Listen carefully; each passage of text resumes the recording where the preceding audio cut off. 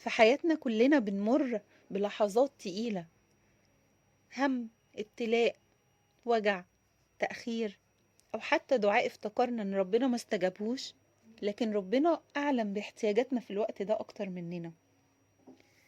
وفي اللحظات دي ربنا إدانا عبادة عظيمة اسمها الصبر. الصبر مش ضعف ولا استسلام، الصبر قوة وثقة ويقين إن ربنا شايف وسامع ومدبر لشؤوننا.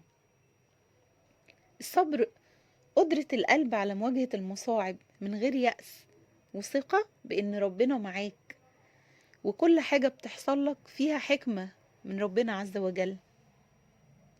الصبر مش إنك ما تحسش بالألم، الصبر إنك تحس وتتوجع بس ما تعترضش وما تيأس وما تبعدش عن ربنا.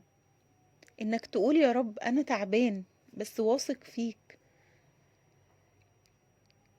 وإنت مش هتصبر وتحتسب وخلاص، لأ، ده إنت أجرك عظيم عند ربنا سبحانه وتعالى. زي ما قال لنا في كتابه: بسم الله الرحمن الرحيم، إنما يوفى الصابرون أجرهم بغير حساب. صدق الله العظيم. وفي سورة البقرة: بسم الله الرحمن الرحيم وبشر الصابرين. صدق الله العظيم. وفي سورة آل عمران قال سبحانه وتعالى: بسم الله الرحمن الرحيم والله يحب الصابرين. صدق الله العظيم. والصبر مش معناه إنك ما تدعيش ولا إنك تسكت، الصبر إنك تفضل قريب من ربنا حتى وإنت مستني. الصبر مش بس ربنا وصانا بيه في القرآن، الصبر كمان وصانا بيه سيدنا محمد صلى الله عليه وسلم لما قال: عجبا لأمر المؤمن إن أمره كله خير وليس ذاك لأحد إلا للمؤمن، إن أصابته سراء شكر فكان خير له.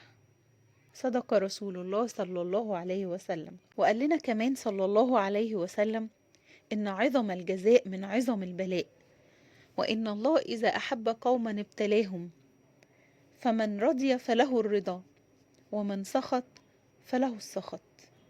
صدق رسول الله صلى الله عليه وسلم. يعني الصبر مش بس عبادة، ده أعظم هدية من ربنا ممكن يديها لك. يعني لو صبرت على وجعك ربنا يكتب لك أجر، ولو صبرت على ابتلاءك ربنا يرفع درجتك، ولو صبرت وانت مش فاهم الحكمة ربنا هيفهمها لك في الوقت المناسب. ولازم نفضل ندعي دايما إننا نكون من الصابرين. اللهم يا رب ارزقنا صبرا جميلا، صبرا لا شكوى فيه إلا إليك ولا يأس معه ولا اعتراض. اللهم اجعلنا من الصابرين المحتسبين، واكتب لنا أجر الصبر كاملا غير منقوص. اللهم فرج هم كل مهموم، واشف كل مريض، واجبر خاطر كل قلب مكسور. اللهم ثبت أقدامنا في مواجهة الصعاب، واملأ قلوبنا رضا وطمأنينة. آمين. ودي كانت رسالتنا النهاردة من رسائل هدى. استنونا في رسالة جديدة.